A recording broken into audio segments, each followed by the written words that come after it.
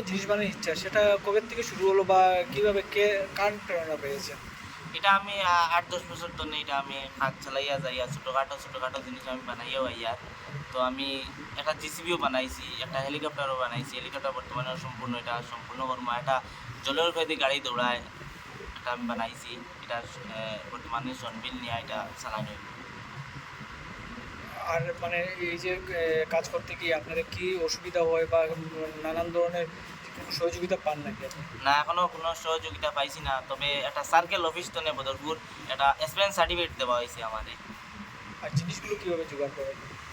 জিনিসগুলা তো এটা গ্যারেজ আছে, তো গ্যারেজের ভদ্র কোনো জিনিস পাওয়া যায়, ওগুলা নিয়েও আমি মডিফাই করে এটা বানাই আর কি। এটা যে বানিয়েছেন এটার ক্ষেত্রে কি কি জিনিস লাগিয়েছেন?